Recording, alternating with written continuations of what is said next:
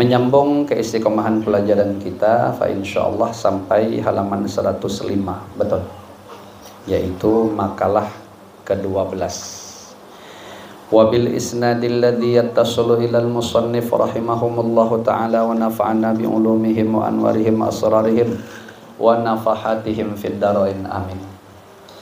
Bismillahirrahmanirrahim. Qila auhallahu ta'ala ila nabiyyin minal anbiya'i min bani Israila wa qala sumtuka anil batili li saumun wa hifdzukal jawariha anil maharimi li salatun wa iyyasuka anil khalqi li sadaqatun wa kaffukal adza anil muslimina li jihadun. Dikatakan bahwa Allah telah memberikan wahyu kepada seorang nabi dari kalangan nabi-nabi kaum Bani Israel. Nah, nabi-nabi kaum Bani Israel. Nah, memang Bani Israel ini banyak ya. Nah, nabi-nabi itu banyak. Satu pendapat mengatakan separuh jumlah nabi, 124.000 itu kalau nabi. Itu separohnya untuk orang Bani Israel. Itulah kelebihan yang Allah berikan kepada kaum Bani Israel itu. Kalau yang pembesarnya ya macam Nabi Musa, orang Bani Israel, Nabi Harun, Nabi Zakaria, Nabi Yahya, Nabi Isa, itu orang Bani Israel itu. Ya. Nah, Allah berikan wahyu kepada salah seorang dari nabi-nabi itu. Allah berfirman, diamnya kamu dari kebatilan karena aku sama dengan berpuasa. Ya. Diamnya kamu dari kebatilan ini maksudnya ada kesempatan kita bercakap nih. Tapi kalau kita bercakap pasti isinya maksiat. Ya, isinya dosa. Nah, disebut juga dengan kebatilan itu. Kalau kita bercakap, lalu kita berdiam. Artinya kita tidak mau bercakap, tidak mau berbicara yang isinya kebatilan dan itu. Jadi kita berdiam. Nah, diam dari kebatilan itu sama dengan berpuasa. Jadi, dan itu adalah diam yang bagus, ya. Nah, lagi kisahnya itu masih berkumpul nih, lagi berkumpul. Dan kita bisa menyadari kalau kita berbicara nih mesti isinya tadi itu. Nah, lalu kita pilih berdiam aja lah daripada bercakap. Nanti salah juga isinya. Jazakumullah. Sini aja enggak apa-apa. Nah, makasih. Jadi dihukumi seperti kita mendapat pahala puasa. Kalau diam dari kebenaran, artinya kalau kita bercakap nih malah benar. Lalu kita diam, berarti tidak kita sampaikan kebenaran itu malah tidak bagus. Itu lebih baik bicara di saat itu. Kenapa? Karena isinya akan lebih maslahat, akan bermanfaat. Nah, kalau isinya tidak baik tadi, lebih bagus diam. Kemudian kamu memelihara anggota badanmu dari hal-hal yang diharamkan karena aku. Karena aku ini maksudnya karena Allah. Sama dengan sholat. Nah, artinya pahalanya sama dengan pahala sholat. Nah, kita memelihara anggota tubuh kita dari hal-hal yang diharamkan Allah. Nah, itu dapat pahala seperti kita sholat. Kemudian putus harapan kamu dari makhluk, artinya tidak mengharapkan bantuan orang lain karena aku, pahalanya sama dengan pahala sedekah. Nah, kita putus harapan dengan makhluk, sama sekali tidak ada lagi bahasa di hati kita itu menggantung atau memasang harapan kepada makhluk. Itu tidak ada lagi dalam semua urusan. Yang kita harapkan, yang kita gantungkan harapan kita untuk menyelesaikan problem kita, untuk mencapai tujuan kita, mendapatkan apa yang menjadi keinginan kita, segala hal. Baik kaitannya urusan agama, dunia, akhirat, hanya Allah yang kita harap. Jadi kita putuskan harapan itu kepada manusia, kepada makhluk. Nah, itu sama seperti pahala sedekah. Bagus berarti. Kemudian yang terakhir keempat, terpeliharanya kamu dari perbuatan yang dapat menyakiti hati sesama muslim, karena aku pahalanya sama dengan pahala jihad. Nah, kita terpelihara dari perbuatan yang dengan perbuatan itu andaikan kita lakukan berefek menyakiti hati sesama muslim. Ini butuh kelembutan hati, butuh ketajaman hati.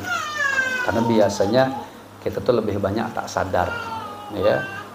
Ini tidak disebut tadi bentuknya itu, apakah dia perbuatan, apakah itu perkataan, apa saja.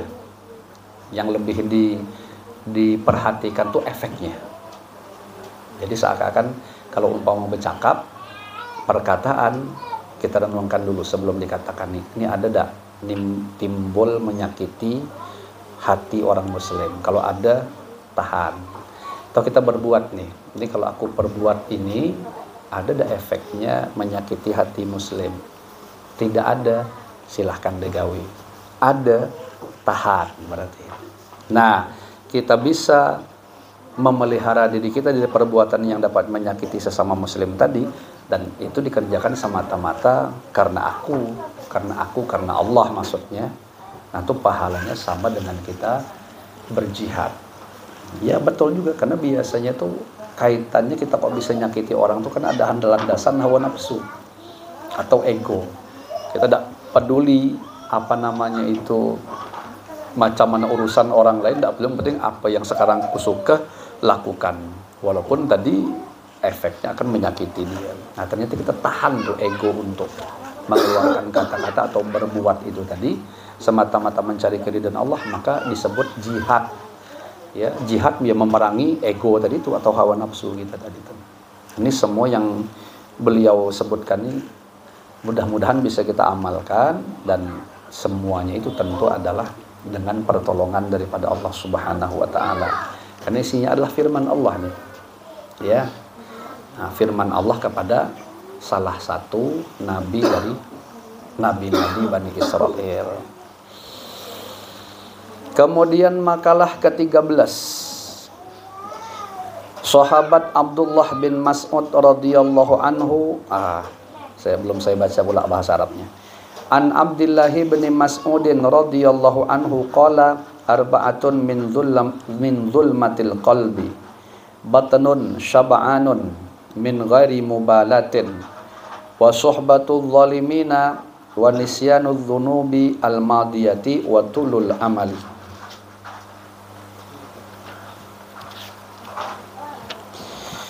Sahabat Abdullah bin Mas'ud radhiyallahu anhu mengatakan bahwa 4 hal yang termasuk penyebab hati menjadi gelap. Hati menjadi gelap berarti dia tidak peka, ya. Tidak peka ini artinya ya kurang nyambar tadi tuh. Kalau ada kebaikan kurang nyambar untuk melakukannya atau tergerak semangat gitu. Kalau dia ada keburukan tidak, tapi takut untuk menjauhinya. Nah, itu biasanya gelap yang seperti itu. Boleh juga masuk kanan keluar kiri ibaratnya begitu. Dia tidak bisa dipadahi. Efek kegelapan hati itu. Kenapa bisa seperti itu? Nah, ini penyebabnya ada 4 nih kata beliau. Adalah A atau 1, perut yang terlalu kenyang. Ya, kalau kita memang sering kekenyangan, itu payah mau nerima nasihat itu. Dibawa ibadah pun kan biasanya banyak kulernya, ya. Tapi kalau sudah diajak maksiat bisa semangat, ya. Nah, 1 tuh. Yang kedua B, berteman dengan orang zalim. Nah, sama kan masih akan terpalit-palit, masih akan kita kuat untuk mau mengikutinya atau terpengaruh tadi dengan teman-teman yang zalim itu.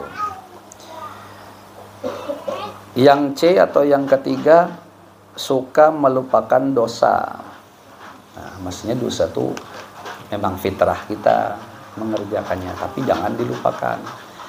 Yang bagus ya tentu sering diingat untuk secepatnya ditaubati. Nah, supaya selesai, kita tidak punya catatan buruk di sisi Allah Subhanahu wa taala. Kalau berdosa itu fitrah kita. Sehebat apapun kata Imam Haddad, kita mencoba bermain lurus, pasti tetap akan ada yang keteteran. Entah satu dua. Karena peraturan Allah itu berupa perintah itu banyak. Dan tidak semua perintah Allah akan mampu kita kerjakan. Sebagaimana semua larangan Allah itu banyak. Dan tak semua larangan akan mampu kita jauhi. Walau sekuat tenaga kita. Maka nanti akan ada tadi, kita keteteran. Satu perintah, dua perintah akan tertinggal. Satu larangan, dua larangan akan terterjang. Itu fitrah kita. Kalau kita bicara hikmah, sebenarnya juga ada kebaikan di situ. Disitulah menandakan bahwa kita tuh tidaklah orang yang suci dengan adanya keteteran-keteteran tadi itu. Nah, di situ menjadi pelajaran kita supaya kita jangan merasa lebih baik daripada orang lain. Buktinya kalau tidak dipelihara oleh Allah, kita akan terjerumus. Nah, di saat kita terjerumus itu tadi harus sering cepat diingat untuk diperbaiki, maksudnya ditaubati. Nah, itu bagus berarti. Tapi ya lagi-lagi sih, kalau dibalikkan ke hakikat, umpama kita bisa seperti itu, artinya setiap berdosa taubat, berdosa taubat, berdosa taubat, itu lagi-lagi adalah karunia dari Allah Subhanahu wa taala, pertolongan Allah, mahal harganya, ya. Mahal harganya. Nah, memancing untuk bisa seperti itulah disuruh ngingat tadi. Makanya disuruh suka melupakan, mohon maaf bukan disuruh, suka melupakan dosa itu termasuk kegelapan hati. Kebalikannya yang saya maksud, suka mengingat dosa supaya untuk ditaubati. Itu berarti tanda hidupnya hati tadi, atau terangnya hati. Yang D, yang keempat, banyak menghayal. Nah, ini kan kita sudah paham, menghayal itu tamani. Menghayal itu pasti memikirkan sesuatu yang secara adat itu mustahil. Ya, contoh menghayal ini misalnya laitas syababa ya'udu yauman, andaikan masa mudaku kembali sehari saja. Nah, itu menghayal namanya, karena jelas tidak mungkin. Ya, waktu udah lewat, habis sudah. Nah, atau apalagi yang secara adat, nengok apa nih misalnya, nengok rumah lalu menghayallah, andaikan rumah ini jadi emas semuanya, betapa senangnya hatiku. Kalau dibalikkan ke kudrat iradat Allah sangat kecil jadikan rumah atau emas. Tapi ceritanya tadi kan sudah dibilang, ini secara adat itu tidak bisa. Makanya jangan menghayal. Ya, itu yang disebut dengan menghayal. Kalau dia keinginan yang begitu kuat dan tidak mustahil lalu ditopang dengan himmah yang begitu kuat untuk menggapainya, bagus itu. Ya, bagus. Kita cerita apa nih misalnya, aku harus ini apa bisa, contohnya ke situ. Boleh juga sih sebenarnya. Itu kan berarti urusan dunia, ya. Yang dicontohkan adalah urusan dunia. Jadi caleg katanya. Berarti ingin jadi anggota dewan. Lalu dia berpikir, anggota dewan ini apa yang harus dipenuhi kriterianya itu, tugas-tugasnya. Lalu dia bersungguh-sungguh untuk mengejar itu. Ya, itu kan urusan kepemimpinan. Ya, nah berarti dia mendalami ilmu kepemimpinan, ilmu kemasyarakatan, didalaminya di bidang apa misalnya, terserah. Lalu dia bersungguh-sungguh untuk menggapai itu dengan tujuan menjadi batu loncatan atau disebut mazra'ah, sawah ladang untuk menggapai keridhaan Allah di akhirat nanti, bagus saja. Kalau niatnya yang supaya untuk banyak duit, segala macam, itu kan sudah melenceng dari niatan yang lurus gitu. Urusan dunia itu kalau dia menjadi penopang kehidupan akhirat itu bagus. Karena sudah dibilang orang mukmin itu akan menjadikan dunia itu mazra'ah, sawah ladang. Jadi pian-pian nih mau jadi apapun urusan keduniaan terserah. Aku nak jadi pemimpin, nak jadi pejabat supaya aku nanti bisa macam mana caranya untuk berlaku adil. Karena sekarang ini hukum kayaknya banyak yang diselewengkan atau ya banyak tidak bagus lah. Aku kalau jabat nanti aku nak lurus, bagus dong. Jadi hakim, enam hukum yang lurus, ibaratnya begitu. Walaupun urusan dunia, aku kalau nanti jadi kaya sugih, aku nak punya program begini demi kebaikan, ya, untuk membangun sekolah gratis misalnya supaya umat Islam ini bisa mendapatkan pendidikan agama. Dan itu tidak akan didapatkan kecuali dengan kesugihan misalnya. Nah bagus-bagus aja cita-cita itu. Hanya saja kan godaannya tuh berat bila seperti itu. Karena nanti pas wayahnya sudah sampai ke titik sugih tadi, kadang bisa berubah niat tuh. Jadi lebih bagus tuh kalau urusan ke dunia itu jangan nunggu nanti. Kalau bisa sekarang, gawi sekarang aja sesuai kemampuan. Nah, kalau diberi Allah lebih, tingkatkan kualitasnya. Lebih bagus seperti itu. Jangan nunggu. Sama kayak sedekahnya. Aku nak sedekah lah kalau duitnya banyak. Kalau sekarang ini karena tidak banyak, biarlah tidak sedekah. Salah. Yang ada sekarang tidak duit banyak, sedekah semampunya. Ternyata Allah lebih kan, tingkatkan kualitasnya. Karena kalau nak nunggu nanti, itu bisa berubah. Sekarang awak mau sedekah. Kapan? Ketika duit tidak tapi ada. Nunggu nanti kalau sudah tidak banyak. Sekali sudah dibanyakkan Allah, tidak ada lagi keinginan sedekahnya, berubah program sudah. Nah itu yang berat, kata Imam Haddad. Yang bagus kalau kayak gitu lakukan sekarang selagi bisa. Bismillah, ya. Nah kira-kira seperti itu. Kemudian hal itu sebagaimana sabda Nabi Shallallahu Alaihi Wasallam. Ini apa namanya, belum terbaca sebelah tadi ini berarti ya? Belum ya? Oh, inna asyadda nih kan? Iya. Inna asyadda ma atakhawafu alaikum khoslatani ittiba'ul hawa wa tulul amali fa amma ittiba'ul hawa fa innahu ya'dilu 'anil haqqi wa amma tulul amali fal hubbu lid dunya. Rawahu Ibnu Abi Dunya. Nah, dia banyak mahayal tadi. Hal ini sebagaimana sabda Nabi sallallahu alaihi wasallam, sesungguhnya sesuatu yang sangat aku khawatirkan atas dirimu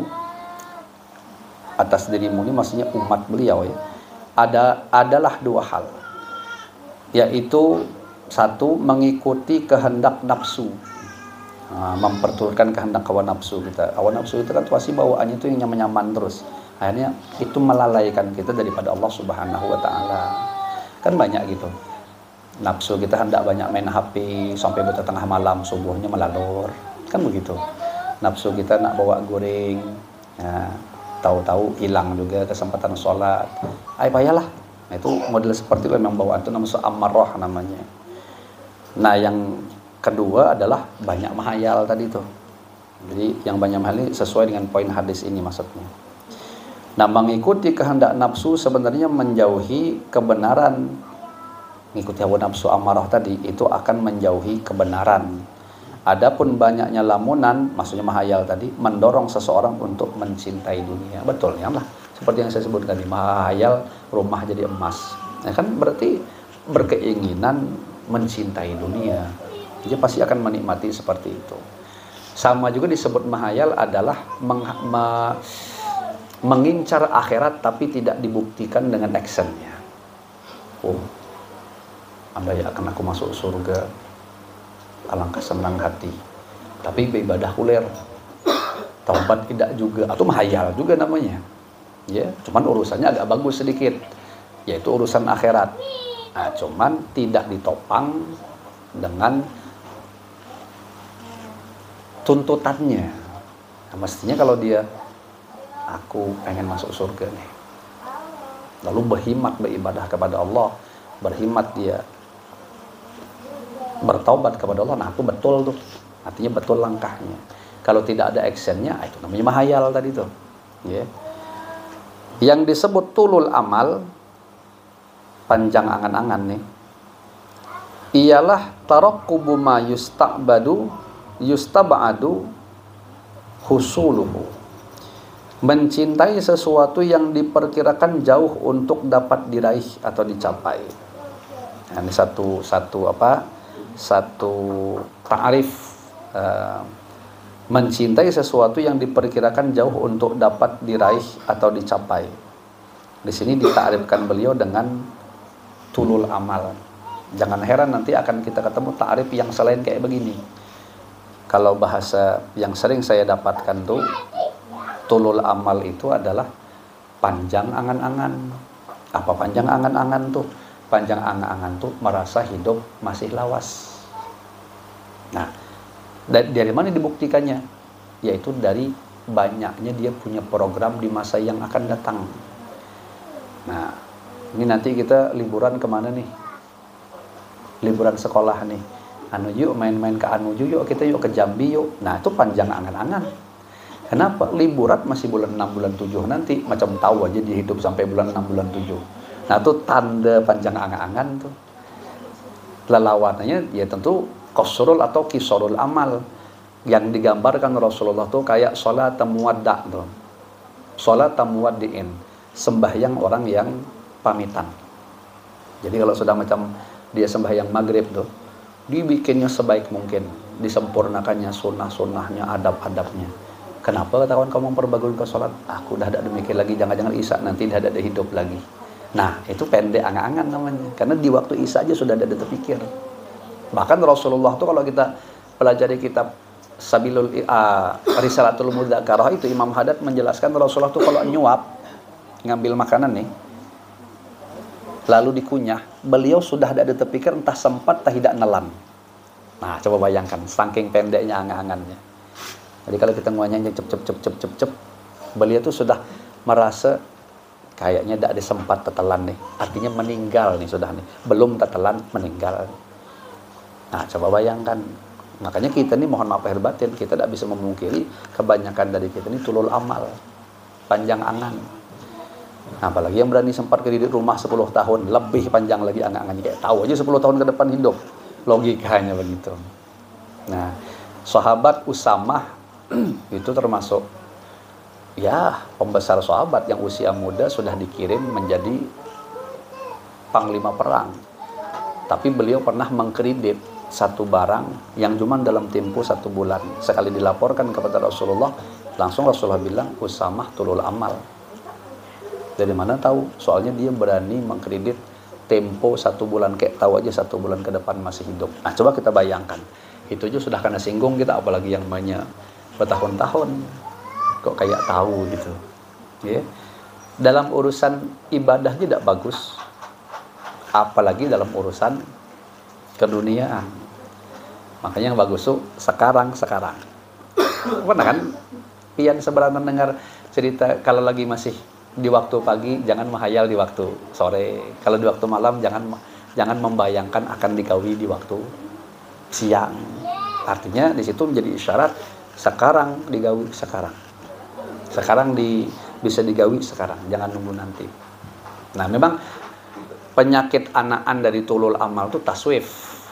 Taswif itu ya nunda-nunda tadi itu.